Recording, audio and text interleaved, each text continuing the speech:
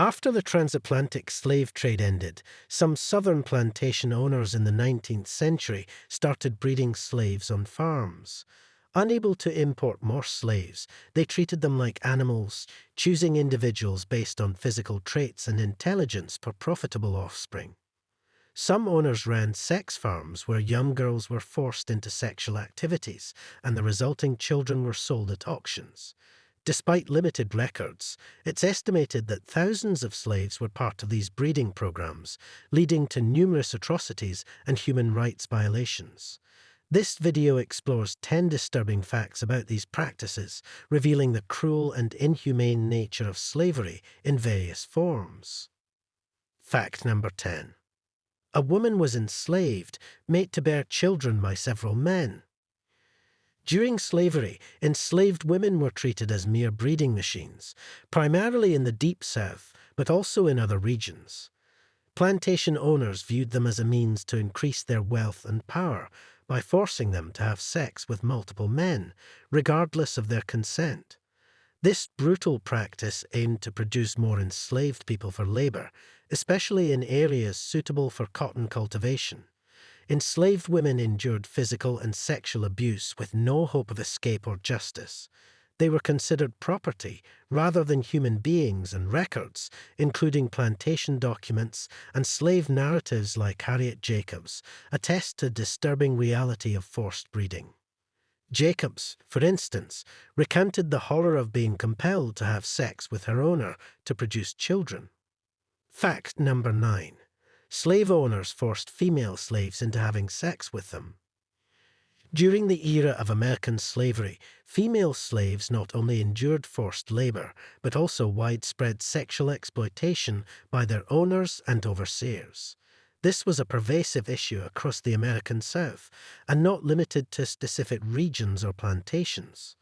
The roots of sexual abuse date back to the transatlantic slave trade, where captive women suffered abuse during the journey. In the American South, the abuse escalated, involving rape, forced relationships, and prostitution. Owners and overseers abused their power to coerce slave women into non-consensual relationships, resulting in many pregnancies. Children born from these unions were considered the property of the mother's owner and could be sold like commodities, especially prevalent in the Upper South, where slaves were bred for sale. Examples include Sally Hemings, a slave of Thomas Jefferson, and Celia, a slave in Missouri convicted of murder after killing her rapist owner. Fact number 8. The offspring from sexual relations were sold once they were no longer dependent on their families. During slavery, separating families was a widespread and cruel practice. Enslaved children were often forcibly sold away from their parents, especially on sex farms where women were made to breed with men who were not their partners. The children born on these farms were treated as commodities to be sold for profit, rather than being part of a family.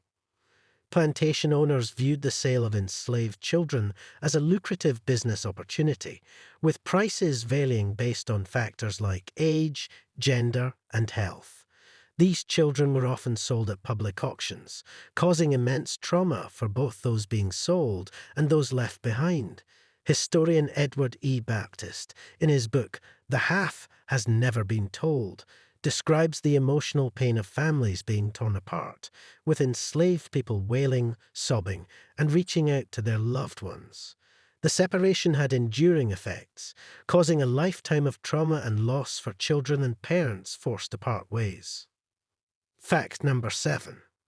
Some plantation owners might reward enslaved individuals who fathered the most children. During the era of slavery, some enslaved men were forced into disturbing circumstances where plantation owners incentivized them to impregnate multiple women on sex farms. Plantation owners offered rewards for producing the most offspring, which were then sold for profit, perpetuating the dehumanization of enslaved individuals and treating them as property. Some owners encouraged competition among enslaved men, creating a toxic environment and harming both the enslaved women and men forced to participate. For instance, James Hammond, a South Carolina plantation owner, documented his efforts to breed enslaved people for profit, boasting about the fertility of women and offering rewards to men who could impregnate the most. This exploitative system had lasting consequences, leading to the heartbreaking separation of families and further dehumanizing enslaved people. Fact number 6. Slave women believed to be good at having children were often treated better than others. During the era when the slave trade ended, slaveholders shifted their focus to using women to increase the number of slaves. Women were seen as mere reproductive tools, and their ability to bear children determined their value. Enslaved women deemed good breeders were highly prized, receiving better treatment and living conditions. Plantation owners assessed women based on age, physical attributes, and fertility rates to identify good breeders. These chosen women were compelled to have children with male slaves and monitored closely during pregnancies. Plantation owners favored them with preferential work assignments, better food, and better living conditions. Harriet Jacobs, an enslaved woman in North Carolina, experienced this as she was considered a good breeder. Fact number 5. Slave owners considered slave breeding as a lucrative enterprise that would boost their own fortunes. Plantation owners increased their wealth by breeding enslaved people, avoiding additional labor costs. Detailed records were kept, noting the age, sex, and parentage of enslaved children, serving as asset tracking. Children born to enslaved mothers were often sold at auctions, their value determined by factors like age and health. Thomas Thistlewood, a Jamaican plantation owner, recorded over 3,000 births between 1750 and 1786, emphasizing forced breeding for profit. Slave traders like Isaac Franklin and John Armfield in Virginia engaged in slave breeding, with Franklin fathering over 600 children for profit. Advertisements for slave auctions highlighted the breeding capabilities of enslaved women, revealing the inhumane nature of the slave trade. Fact number 4. Doctors were employed by plantation owners to supervise the breeding of enslaved individuals and to handle any arising medical problems. During the antebellum period, plantation owners commonly hired doctors to oversee the breeding of enslaved people. One well-known example is Dr. J. Mayon Sims, considered the father of modern gynecology. Sims conducted experimental surgeries on enslaved women, including procedures to repair childbirth-related fistulas, without anesthesia, claiming enslaved people didn't feel pain like white people. While Sims' work advanced surgical techniques, it came at the expense of enslaved women. Beyond surgeries, doctors monitored enslaved women's health to ensure they could bear offspring. This care, however, wasn't driven by concern for the enslaved, but aimed at maximizing plantation profits by increasing the enslaved population. Fact number 3. Sex slaves who were women due to the frequent lack of proper nourishment and medical attention. Infant death rates on farms were high. During the late 1800s and early 1900s, women on sex farms were treated as reproductive tools, mainly to produce more slaves. Living conditions were harsh, and infants had a high risk of mortality due to poor care. Enslaved women worked long hours in fields, leaving them unable to care for their babies.